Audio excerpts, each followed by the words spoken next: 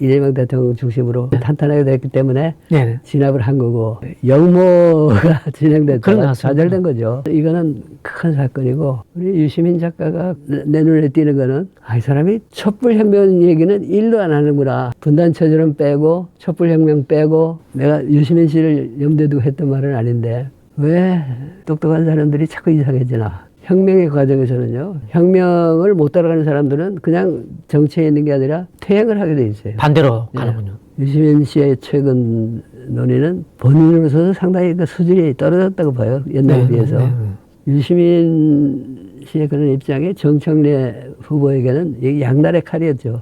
한편으로는 반명 세력을 결집해주는 효과는 있는데, 자기가 친명이라고 내세우고 장사를 하려고 그러는데 산통을 깬 거 아니에요, 자꾸. 또 사람들이 유시민에 대해서 어떻게 생각하냐 그러면 노 코멘트. 세상에 그런 친명이 어디 있어요. 그래서 양날의 칼이었지만은 정청래 대표가 한 40% 득표했다 그래가지고 당내에 40% 가까운 지분을 갖는 그런 류에 비주류 성립할 가능성이 거의 없어요. 한국 정당의 역사에서도 아주 이례적인 전당대회였다고 봐요. 그러니까 통상적인 당권 경쟁이나 당 노선 토의하는 자리가 아니고, 저는 이재명 정부가 4기 민주당 정부인 건 분명하지만은 동시에 이건 2기 촛불 정부라는 게 더 핵심적인 사안이고, 그런 관점에서 본다면은 2기 촛불 정부에 대한 반대 세력들이 거의 총골개한 되었다고 봐요. 그러니까 2기 촛불 정부를 망치느냐 안 망치느냐가 관건이었지, 무슨 우아하게 정책 토론하고 그런 자리가 아니었다고 봐요. 정직하지가 못했잖아요, 그 이슈에 대해서. 한쪽에서 명청대전이라고 그러고, 그 사실 맞는 프레임인데, 저기서는 우리가 왜 반명이냐 이러면서 뭐 심지어는 나는 대통령하고 한 몸이다, 끝까지 지켜줄 분은 나뿐이다, 이런 식으로 카모플라지를 하다 그럴까 하면서 표를 모으는데, 어떤 사람들은 그게 위장인 걸 알면서 사실은 반명 그걸 따라온 거고, 유시민 작가 같은 사람이 그 위장을 터뜨린 거죠, 사실. 까놓고.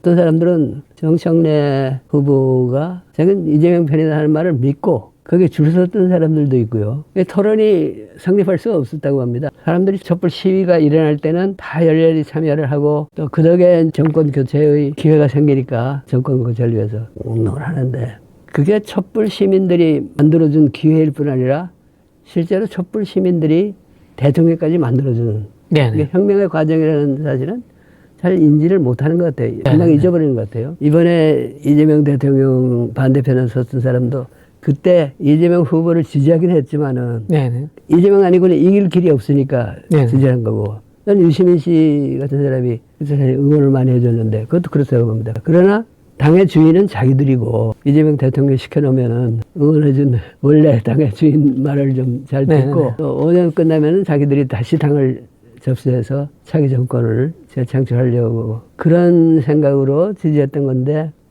가만히 보니까 너무 잘한단 말이에요. 오히려 너무 잘해서 위기의식을 느꼈고, 이쪽에서는 자기들이 만들어준 대통령이라고 생각하는데 말을 고분고분 안 들으니까 네가 이럴 수가 있냐. 그래가지고 이번에 정청래 대표의 어떤 개인적인 야심이랄까 이런 거하고도 결합이 돼서, 사실은 정청래 씨가 그 진행에 수장을 노릇할 감은 아니라고 보는데 어쨌든 그 자리에 있고 또 준비를 했잖아요. 그러니까 이제 그 사람을 앞세우고 당 내뿐 아니라 당 안팎의 반촛불 세력이 총집결했다고 봅니다. 그 촛불 시위의 성과를 자기들이 먹어야 되는데 이재명 정부가 갖게 된 거에 대해서 어떻게든지 손을 좀 봐야겠다고 생각하는, 이번에 정권 교체를 일으켰다 이렇게 표현을 하더라고요. 옛날에 조중동이 가졌던 그런 막강한 권력을 가진 사람들이 김어준, 유시민은 작가, 매물쇼, 거기 이제 정청래, 이 4인방이라는 막강한 세력을 이재명 대통령이 드디어 꺾고 정권 교체를 완수했다 이렇게 보는데, 어떤 의미에서 정권 교체이기도 하고 촛불 혁명이 또 하나의 참 중대한 고비를 넘긴 사건이라고 그렇게 판단하고 있습니다. 사실은 그 촛불 집회에 나온 시민들의 제일 큰 비중을 차지하는 사람들은 민주당에 입당한, 그런 의미에서는 2016년, 17년보다 훨씬 더 시민사회가 깊이 관여했다. 이재명이라는 참 탁월한 지도자가 있었기 때문에 데모를 하는 사람들도 이번에 뭐 또 죽 서서 개주는 거 아닌가 이런 걱정을 덜 하게 될 때는, 촛불혁명을 열렬히 지지했던 사람들도 이재명 집권 이후에는 당내 기득권 세력으로서 말하자면 자기들이 만들어줬다, 우리말을 들어야 된다. 이재명 정부 일련에 대한 불만을 많이 가진 노선이나 정책이 달랐던 사람. 그리고 김어준 씨나 유시민 씨는 당내 세력은 아니지 않습니까? 당의 우호 세력이라고 그동안에 쭉 자처했던 사람들이 사실은 대통령한테는 우호적이지 않았던 사람이고 은근히 기성 레가시 언론들이 이쪽을 좀 보호를 해줬다고 생각합니다. 그런 의미에서는 참 총동원해서 도전을 하는 거를 이재명 대통령과 그 지지자들이 진압을 했다. 특히 호남 유권자들이 압도적으로 그야말로 집단 지성을 발휘해서 이 판세를 결정지었다는 점에서 정권 교체 완수라고 볼 수도 있고 아직 교체까지는 못 온 것 같아요. 싸움은 계속되죠. 나는 당내 반란을 진압했다. 교체를 했다고 하면은 새로운 세력이 들어와야 되는데 또는 새로운 세력이 커야 되는데 거기까지 못 간 것 같아요. 민주당이라고 하는 이 정당의 핵심적 주류가 지역적으로 호남의 연고를 가진 분들, 수도권의 운동권 엘리트들, 이들이 연합처럼 돼 있었는데 운동권 구 엘리트들이 벌인 반란이 아닌가. 표현이 그렇습니다. 외세를 끌어들인 거죠. 고구려 마지막 연개소문의 아들 하나가